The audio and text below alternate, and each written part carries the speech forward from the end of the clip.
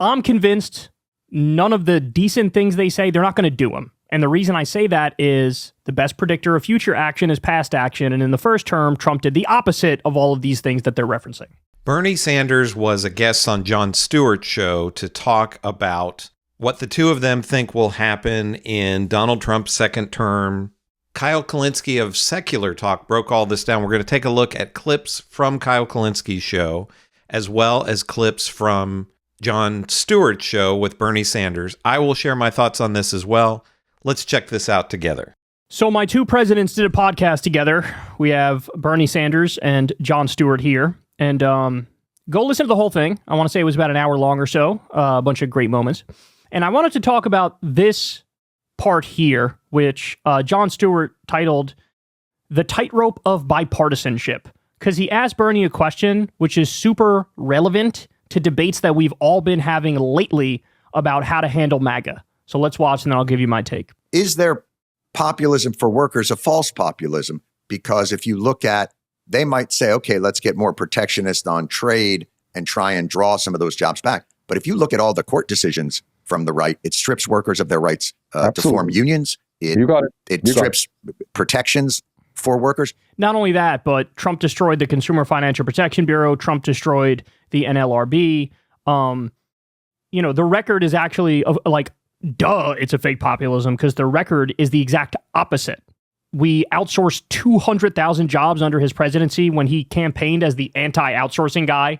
So, on that point, here we go. Odd that they're proffering, or are there things in it you like? Well, there will be, some things that Trump said, some things that Elon Musk said, some things that Robert Kennedy said that make sense. But overall, I think it's very clear. Trump is appointing his billionaire friends to the important positions in the cabinet.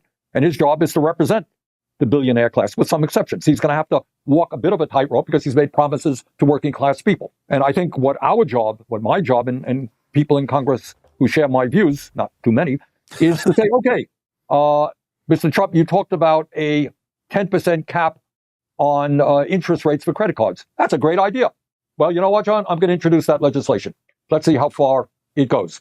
For years now, I have understood, as most Americans have, that the defense budget is bloated, that many of the major defense contractors engage in fraud and waste, massive cost overruns. I think Bernie Sanders is really right about this. And the way you handle this with Donald Trump is call his bluff. You just say, yeah, 10% cap on credit cards. That's an amazing idea. I love that.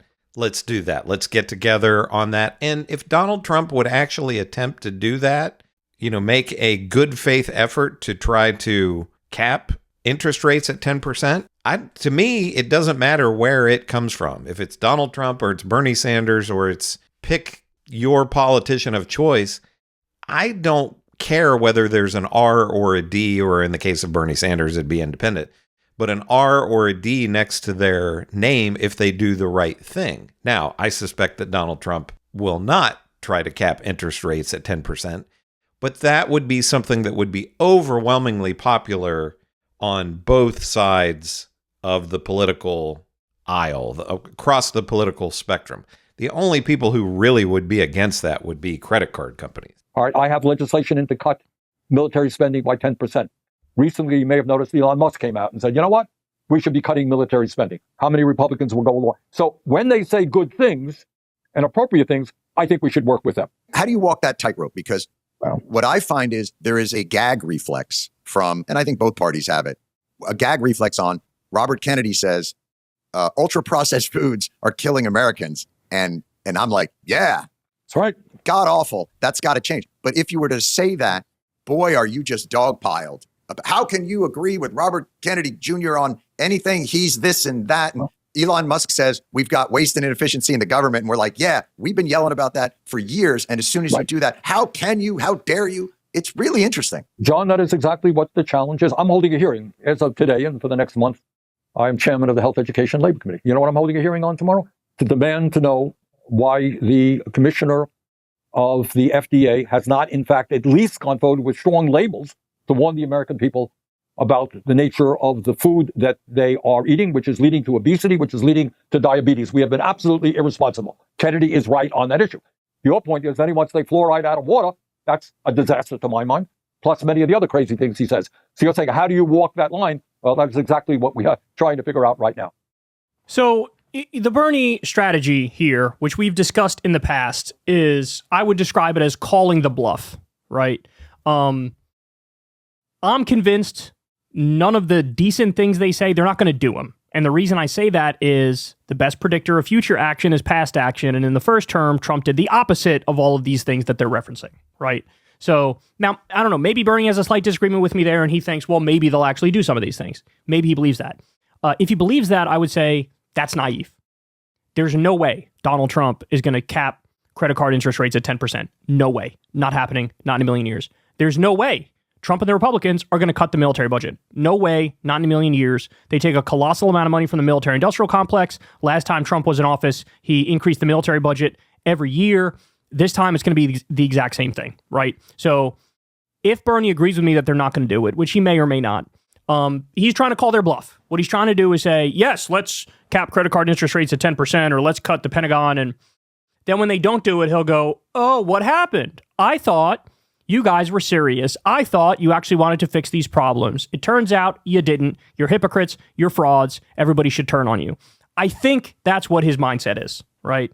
Again, there's a small chance he thinks maybe they will do some of these things, in which case, great, to fix it for the American people. I don't care who does it as long as we fix stuff for the American people. Now, as I said, I'm convinced they're definitely not going to do it. But here's the thing, and here's why I disagree with Bernie and Jon Stewart on this. They're full of shit. They're full of shit. And I would say there's a 99.9% chance they're not going to do any of the decent things. And so I would much rather have an oppositional outlook from the jump. I would much rather have Bernie Sanders out there taunting them, goading them, shaming them, and telling them, bitch, I know you're not going to cut the Pentagon. I know you're not going to do a 10% cap on credit card interest rate. I know you're not going to do that. This isn't a close one. This isn't hard to figure out. This is the most straightforward thing I've ever seen. And put me on the record right now. They are not going to do those things. And then when they still don't do those things, I will be beating the same drum and exposing to everybody from the jump that you're fake populists. You're not serious about helping the American people. You believe in oligarchy, and we're gonna crush you. We're gonna oppose you every step of the way because you're not gonna do any of the good things you say, and you're gonna be all in on all the bad things that you say. Right? And so that's the approach I take now. I will say this. In 2016, I think this strategy from Bernie made perfect sense. In 2016, it made sense because if, Trump, for example, was hammering NAFTA and saying, I don't want to do the TPP and fighting outsourcing. And if you're Bernie in that scenario, in 2016, you go, okay, maybe he does mean it. He doesn't have a track record of being in office before. We could take him at his word right now. So yes, in 2016, take the decent things he says and actually try to get those things through. But it's just that this time around, I don't want anybody to be fooled for a second that maybe these people are true populists when we already know they're fake populists. You understand what I'm saying? Now, again, it's a little different. Since he's in the Senate, he's in the belly of the beast. There's actually, he gets to actually propose a bill that says cap credit card interest rates at 10%. So I'm a little more kind to that outlook than perhaps I should be. But I would rather see the oppositional outlook from the jump because they're never going to do these things. I think I'm probably somewhere in the middle on what Kyle Kulinski is saying here. I get what he's saying I definitely agree with him that Trump and his administration aren't going to do any of the good things that they are talking about or claiming to do. They're not going to cap interest rates at 10%.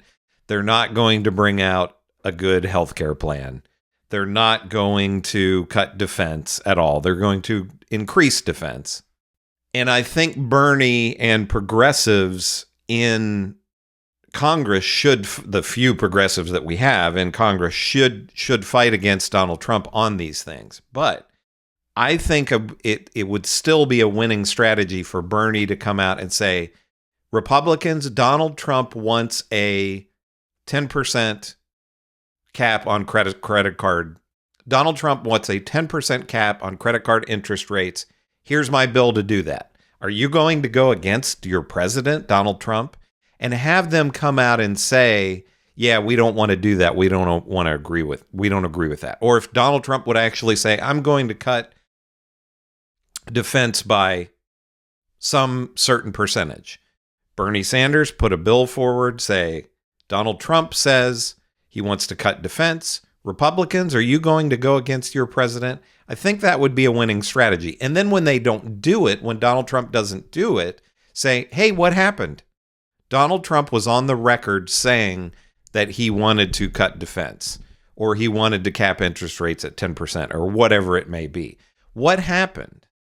And then when they try to say, well, you know, he wanted to do it, but the liberals wouldn't let him do it or whatever, the Democrats fought against him, Bernie Sanders can say, no, I put forward a bill to do exactly what Donald Trump said he was going to do, and Republicans fought against it. I think that would be a winning strategy for Bernie Sanders and progressives in Congress.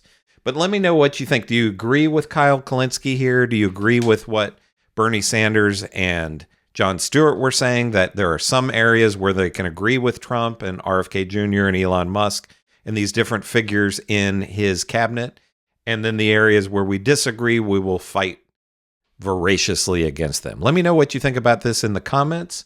Make sure to give me a like and subscribe. This is Chris on Culture. I will see you in the next video.